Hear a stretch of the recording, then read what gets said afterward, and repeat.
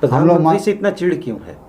हम लोग का चिढ़ उनसे व्यक्तिगत नहीं है, उनके नीति से है। उनका नीति जो है जो कॉर्पोरेट के सपोर्ट में नीति है, इसलिए नीति से उनका चिढ़ है। अगर उनका व्यक्तिगत आपका नीति और नियत दोनों सही रहता तो आज आप राजनीति के स्तर पर ऊंचे स्तर पर रहते। आज तो कहीं दिख नहीं रहे। देखिए, अगर नहीं देख रहे हैं तो आप लोग मीडिया घराने के लोग हैं, आप देख लीजिए कि नरेंद्र मोदी जब बोलते हैं अपने इंटरव्यू में, उन्होंने खुद बोला अपने इंटरव्यू में कि मार्क्सवादी लोग को दिखाई नहीं पड़ रहा, किसी कोने में एक जगह है, किंतु इनका विचारधारा बहुत खतरनाक है। खतरनाक मैंने क्या, सकारात्मक या नकारात्मक? नहीं, बहुत खतरनाक है। उनका सबसे ज़्यादा डर है, इसलिए उन्होंने जो खोज के लेफ्ट थिंकर को अर्बन नक्सलाइट के नाम पर जेल में डाल दिए और मर्डर करा दिए। ईस्टर्न स्वामी, ये आपका आरोप है क्या? आरोप नहीं, हकीकत है। हमारा रांची का ईस्टर्न स्वामी को पकड़ के जाके बॉम्बे के जेल में रख के ख़त्म कर दिया गया। तो उनको डर तो मार्क्सवादियों से है, बाकी किसी से। जब हिंदू संगठनों पर या हिंदू किसी विचार से जुड़े हुए संत मुनि को इस तरीके से मारा जाता है, उस समय तो आप लोग चुप नजर आते हैं। किसी का भी हत्या होती है तो हम लोग विरोध करते हैं। संत को हो चाहे आम नागरिक हो, किसी का भी गलत तरीका से कोई घटना घटता है उसका हम लोग विरोध करते हैं। हमारा देश शांति प्रिय देश है, अहिंसात्मक देश है, गांधी जी का देश है, तो हम लोग विरोध करते हैं, सबका विरोध करते हैं। लेफ्ट की बात आप करते थे जहां पर ही आपका मजबूत खूंटा हुआ करता था, जिसका नाम है बंगाल, जिसका नाम है केरल और जिसका नाम है त्रिपुरा। आज आप तीनों जगहों पर मुझे लगता है करीब करीब पीछे हैं। कारण क्या? संसदीय राजनीति में अप और डाउन होता है। कभी भाजपा भी 2 सीट में था, तो वो तो हमेशा आपकी और है। नहीं, उसका डिक्लाइन तो नहीं, कभी 2 सीट, सिर्फ भाजपा का भी 2 सीट था, आज सत्ता में है। कभी कम्युनिस्ट भी विपक्ष में था, आज घट गया। ये संसदीय राजनीति में आप कहाँ हैं? बंगाल में आप कहाँ हैं? बता रहे हैं ना, कोई भी अस्थिर नहीं है। मार्क्स ने कहा कि किसी भी चीज़ का अस्थिरता नहीं है, परिवर्तनशील है, सत्ता आएगा और जाएगा। अच्छा, एक चीज हम जानना चाहेंगे, आपके हाथ से सरकार गई क्यों? हमारे लोगों से कुछ गलती तो कहीं तो हाँ, सत्ता कोई भी किसी के पास सत्ता अस्थाई नहीं होता है। किसी के पास सत्ता अस्थाई नहीं है, ये जान लीजिए। आप जिस तरीके से कर रहे हैं कि लग रहा कि वापसी होगी आपकी, क्या निश्चित आने वाला दिन तो हमारा है ही, फिर वापसी होगा। केवल केरल तक आप सीमित हैं?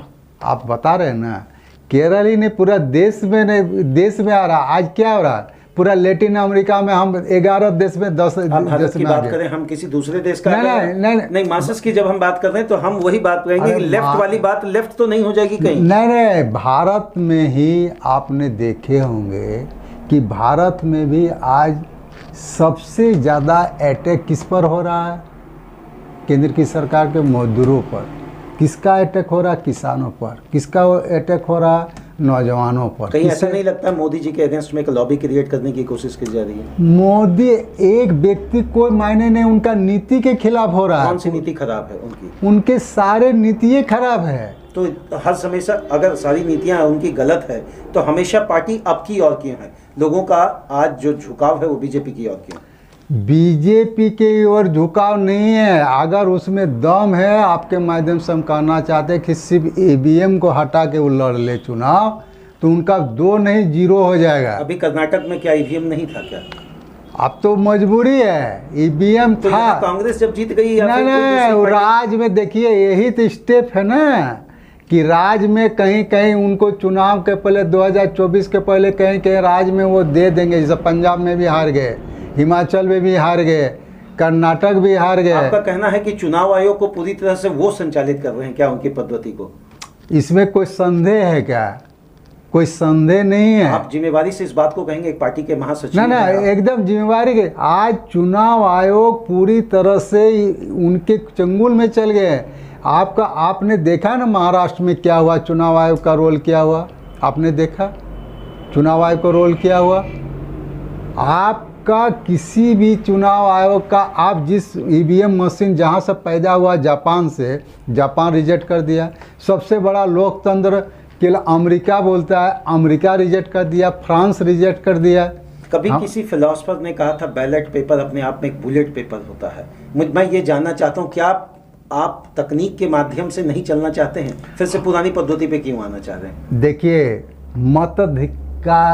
मतदान अधिकार है, तो मतदान को देखने का भी अधिकार है कि मेरा मतदान तो सही जगह में गया कि नहीं, इसलिए बैलेट पेपर का ये है। ईवीएम से तो पर्ची नीचे निकलता है, आप तो देख सकते हैं। नहीं हो रहा ना, जितना पर्ची निकलना चाहिए वो नहीं निकलता, उसका गिनती नहीं होता, उसका काउंटिंग नहीं होता है। आप मजदूरों तक आकर केवल सीमित हो गए।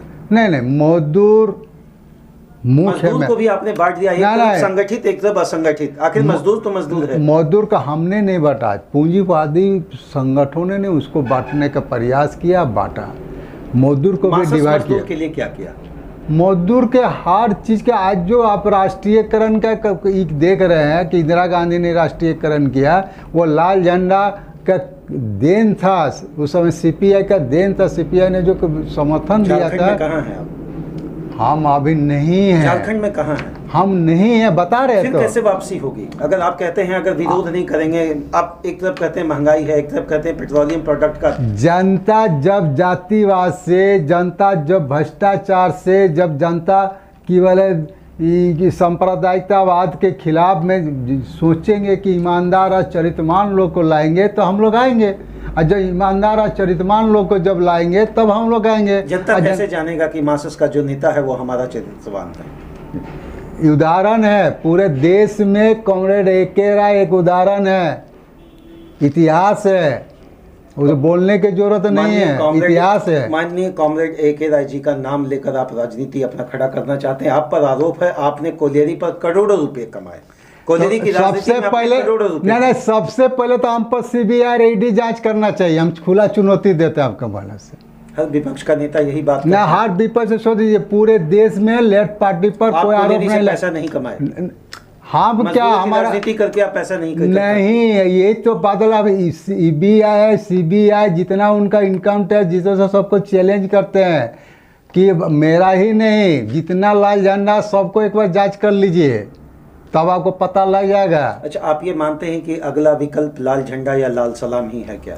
ये निश्चित है। मजदूर किसान का हितैषी कोई है तो लाले झंडा है, दूसरा कोई नहीं है। 1 मई तक आप आकर केवल टिक गए, विश्व के सारे मजदूर एक हों, उसके बाद वाले दिन में कोई उनको देखने वाला नहीं होता है। गलत बात है। हम लोग 24 घंटा मजदूरों के बीच में रहते हैं।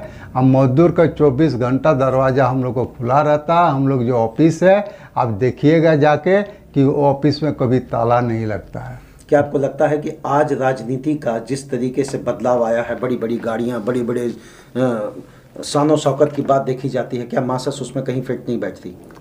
निश्चित रूप से फिट नहीं है, उस पूंजीवादी दिशा में फिट नहीं है।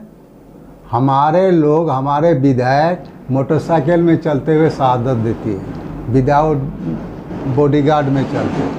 हमारा अध्यक्ष 4 बार का विधायक रह चुके हैं, बिना बॉडीगार्ड में चलते हैं। तो हम लोग तो लाल लश्कर लेकर नहीं चलते हैं, क्योंकि हम लोग जानते हैं कि जनता हमारा सुरक्षा जनता देगी। हम जनता का अन्याय नहीं किया तो लाल लश्कर लेकर। अच्छा, नक्सली हमला हमारे देश में बढ़ा क्यों? भूख और भ्रष्टाचार जब बढ़ेगा, शोषण बढ़ेगा, तो लोग जब सब जगह से निराश होगा तो एक्शन में आएगा। इसलिए कि कहीं कहीं पर उग्र हो जाता है, नौजवान है उग्र हो जाता है।